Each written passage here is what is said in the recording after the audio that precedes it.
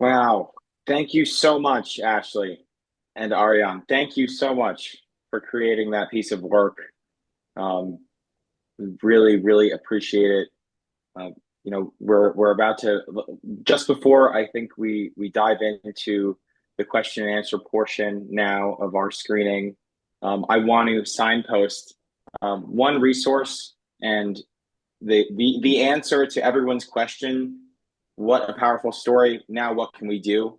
NIAC has created a comprehensive resource hub that we will continue to update and contextualize as we learn more. But it includes a frequently asked questions document about the 2025 travel ban, actions you can take now, resources for affected communities, and ways you can get in touch and share your story or ask questions if you'd like. But let's talk about this film. And I think to kick things off, Ashley, I have to ask you right off the bat a few questions I think everyone would like to know. Are you generally a political person? Where were you when the ban was first imposed in 2019? What's your connection to it? Did you have family? Talk about your connection to the implementation of this policy. Sure, yeah. I mean, look, I think everybody's inherently political, and I think you can't really avoid it in the world that we live in. I think I try not to be overtly political with the work that I do, which sounds ironic given what we've just watched. But I think for me, this film wasn't a political film, it was a film about families, about human beings, and it was obviously set upon the backdrop of a big political event. But I think we didn't want to lean too much into politics or policy per se. I think it was about the human side of it. And so to your point in terms of the genesis of that, yeah, it came from my relatives being impacted directly by the original ban. And it sounds weird to say original ban, given that we might have another one looming now. And when we first wrote this, the hope was it was just going to be a reflective piece on a moment in history that we wouldn't repeat again. So, back in 2017, my cousin, who was and still is in Tehran, found that her dad, who was in San Francisco on a green card, was taken ill.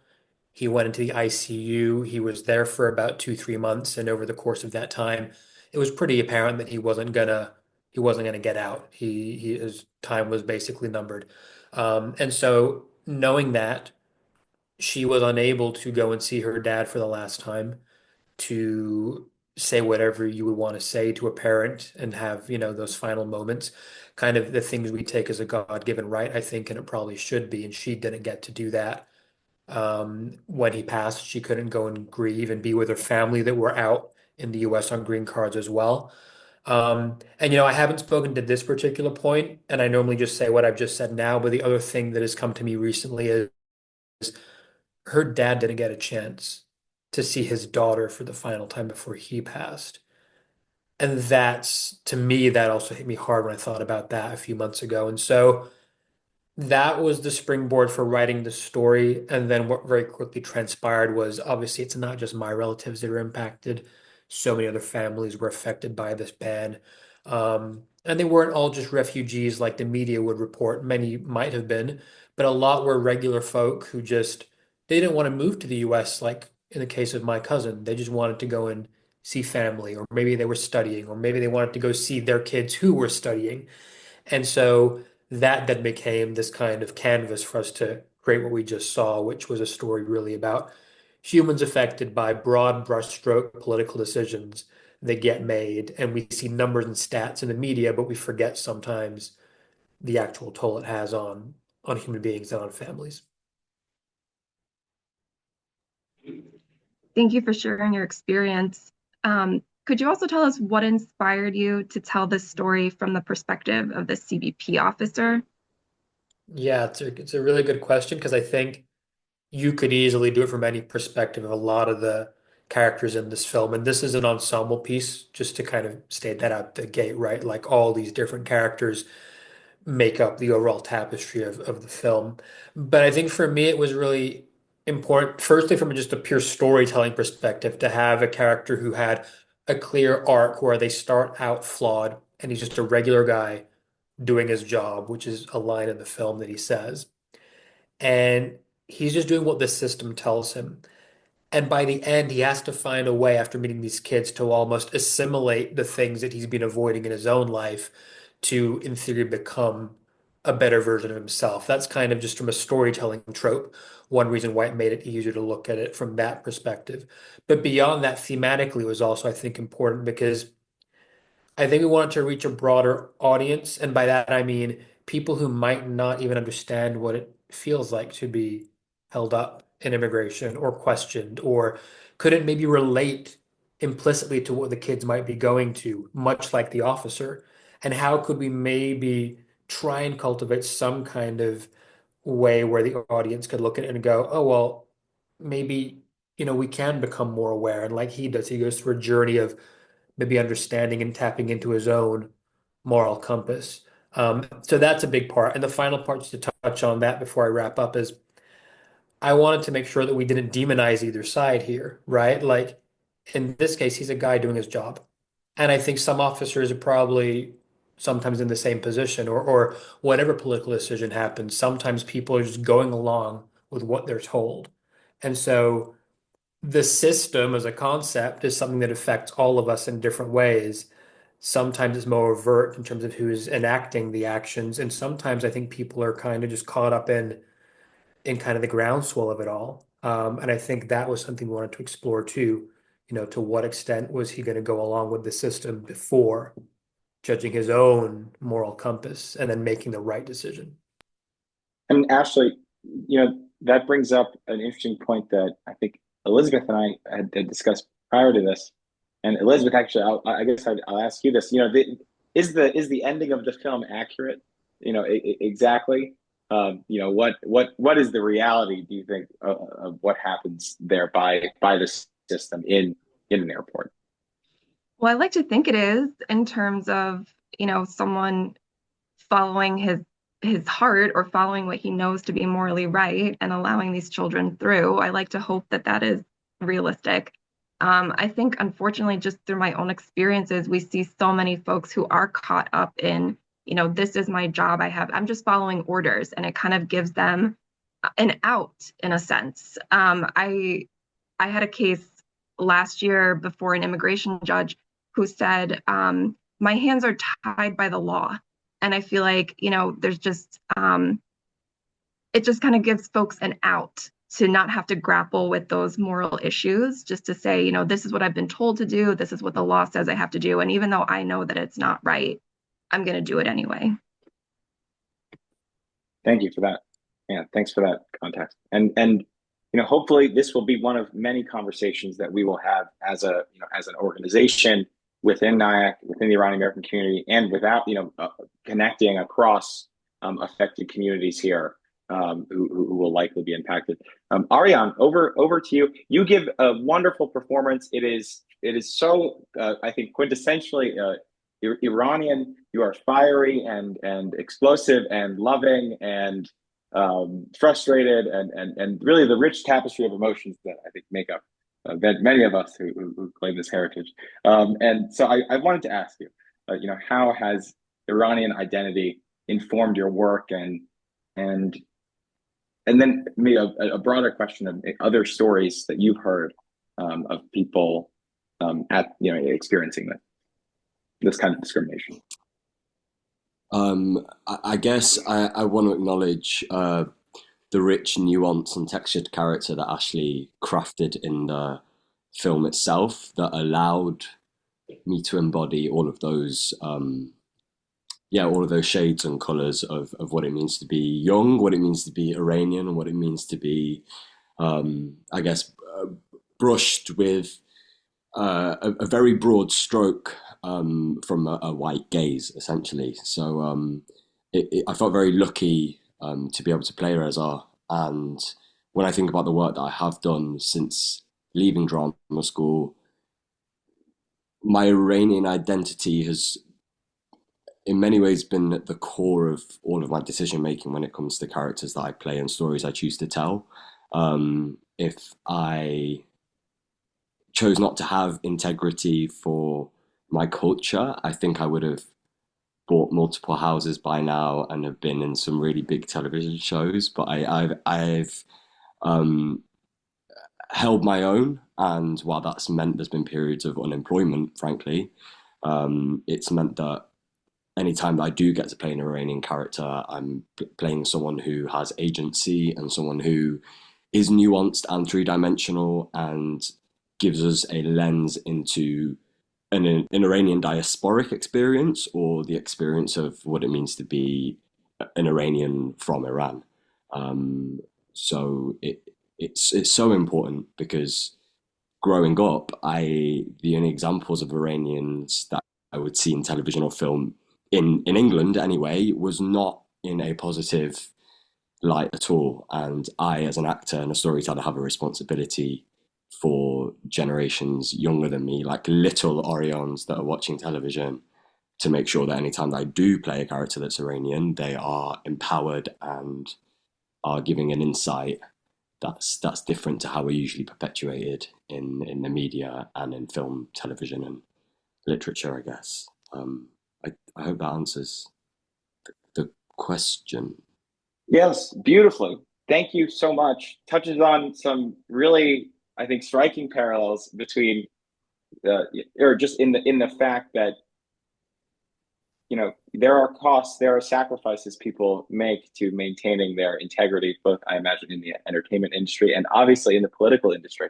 So it speaks to us and you very I think another shared feeling amongst a lot of Iranian Americans around the general dehumanization of the identity in mass media and popular culture, and the lack of works that truly humanize an Iranian character in front of an American audience, and that's why this was so important. A former NIAC research director, Asal Rod, actually authored a full report of examples like this, and it's it's a lingering problem that I think much of the community is very well aware of, especially as things escalate militarily abroad.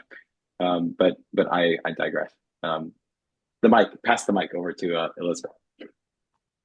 Etan, we have a question from a viewer from one of the RSVP forums. Besides storytelling, what are other ways that people in the community can push back against harmful narratives that continue to persist in the media, literature, and pop culture? Great question. There are real ways to push back against these harmful narratives. I think one way is pushing back against harmful policies, and connecting humanizing narratives to push back against those policies. Chiefly with this issue, one thing could be advocacy for the No Ban Act, which would protect against discriminatory travel bans on discriminatory basis. Another thing is just sharing your story publicly, asking others to do the same, hosting a screening like the one we're hosting here today in your city, at your at a local venue, whatever you want to do. We're happy to help facilitate that, and invite your congressman to that screening. Tell them to pay attention to this issue. I know, Elizabeth, we've talked, and I've heard from many Iranian Americans in Massachusetts that this travel ban, the costs of this travel ban extend far beyond to students, Iranian American students who are accepted to elite universities, to MIT, to Harvard, who the universities want them there. They've accepted them, and they can't get their visa sorted out. It's such a tragedy. It makes no sense. The same can be said for refugees and for anyone who wants to, anyone who supports the basic freedom of movement for people to travel and see their loved ones. It's really a fundamental human right, which is our, I think, base positioning on the issue. And I think, Elizabeth, I would pose, beyond the advocacy stuff, telling stories that humanize. What else are there any legal challenges to the previous ban? What might be an example? Yeah, so there were numerous cases brought against the original travel ban, and in fact, there were multiple iterations of the ban as courts imposed restrictions. ultimately, there was a class action lawsuit that does provide some relief to folks who ultimately were unable to enter the country due to this ban. They were able to receive a credit for a new visa application instead of having to repay that filing fee, and they were eligible to request a prioritized visa appointment. But I think it's interesting to note that I think these benefits or this form of redress doesn't affect the emotional impact that this caused on folks, right? Like there's no damages that could, I think, that could fix that, but they don't even try to address it, as far as I know. I also, if I could just take a moment, I do actually want to underscore the importance of storytelling. I know you specifically asked what apart from storytelling we can do, but I think if we look especially at the current atmosphere in the United States, there's a bill that was just passed through Congress that specifically highlights violence by immigrants, or kind of paints immigrants as violent criminals. And so I think that kind of underscores the power of storytelling. And I think it's kind of on us to counteract that narrative by humanizing folks who do not fit that category and who are impacted by that narrative. I think, when the Muslim ban came out, it was painted as a form of protection for folks in the United States, right? Like to prevent dangerous people from entering. And I think when it's framed like that, and when it looks like, on paper, it just, it's not, you don't see a human face. I think it's easier for folks to go along with it. But as we highlight stories and how folks were impacted previously and what the impact could look like in the future, that actually can go a long way towards overcoming any potential future ban, and highlighting those stories to our Congress members, and supporting any legislation that would prevent a future ban.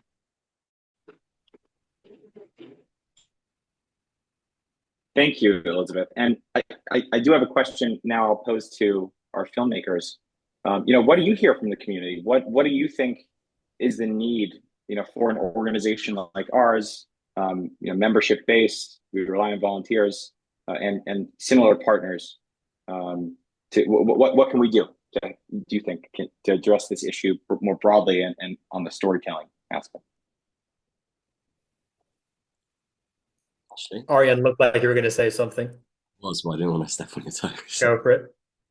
I think for me anyway, exactly this, having safe spaces where we can come together, busk and soundboard ideas, where we can ask honest questions and interrogate really challenging themes, I think is really, really important in a world where a lot of the platforms that we use to connect with people globally are unprotected and unsafe for people like us. I think having curated spaces like this that are run by organizations like yours offer so much safety and strength to know that there's a place where you can come and there are like-minded people and people who are facing the same problems or feel the vibrations of what those problems are.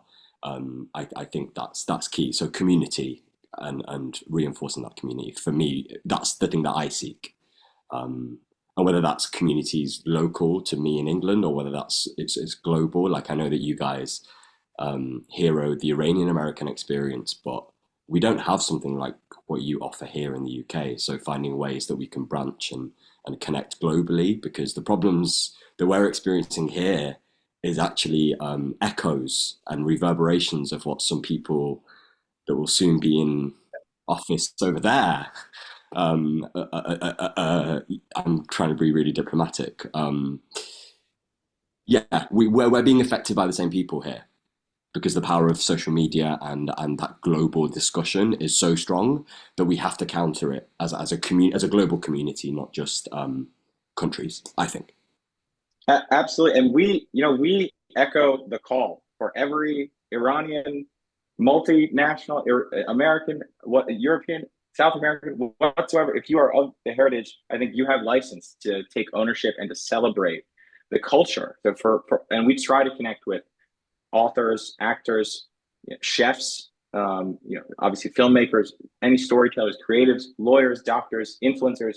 There are educated, cogent, pro-peace, pro-diplomacy, pro-human rights, pro-equitable immigration, very articulate Iranians all over the place, and we need to elevate those voices more than ever now. But actually, yes, question also for you. What do you think? What do you hear from the community about what we need now?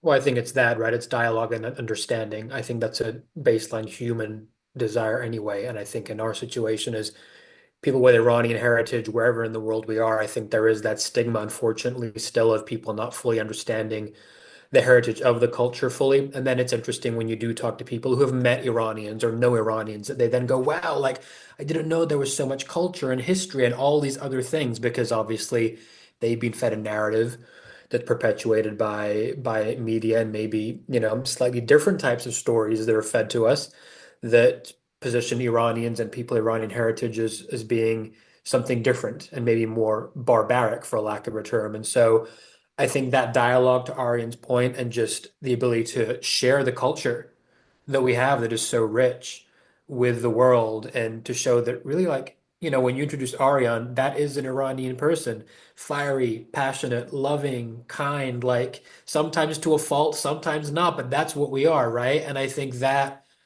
is something that everybody in the world can relate to, but they don't know that Iranians are framed that way.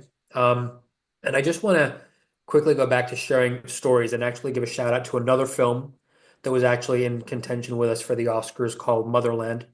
And it was executive produced by Aryan Moayed. And actually, this film was set in the 70s, but it actually is about a very similar sort of thing, which is it's an Iranian man who goes to college in the US. He's about to marry an American woman, and it's the clash of what that culture clash actually was back then. People not accepting him because he had a beard. Like literally, that was as simple as that in some cases. Now, why I'm bringing that up is that's almost like the story before our film. And it's just, 40, 50 years later. And it brings me to this Mark Twain quote of history doesn't repeat itself, but it rhymes. And it feels like history's rhyming really hard right now. Not just from the 70s to now, but even 2017 to 2025 with Muslim Ban Part 2. And it might not be exactly the same as what happened in 2017, but you guys can speak to the specifics of what it might look like. And it's, whatever we want to slice it, it's another rhyme on what happened back in 2017 that, how can we avoid that and have dialogue to make people see not just Iranians, but any Muslims or anyone that's impacted by it to be seen as a human being, not as a statistic. Yeah, I think that's a great point. How can we avoid that? Ashley, how can we support the film? Etan, how can volunteers get more involved in work like this so that we can avoid that? I'll take the film real quick first and then pass it on to you, Etan, to wrap up. But yeah, I mean, look, more things like this, we live in the kind of ecosystem of filmmaking and film festivals and that whole world, but it's amazing to cross over and collaborate and have, people like yourselves share it with your community. So, if people want to support it, we have a link that people can go and watch the film and share with others, organize screenings, shout about it. We're on Instagram, connect with us, share your stories as well with us that we can then put out to sort of our audience that we built over the last year. And I think that would be, a big way to help, raise the profile of our film and also hopefully then make people feel more seen and understood as another band looms. Yes, echo all of that. We will actually be, and then on the resources side, to answer that question, how can people get involved?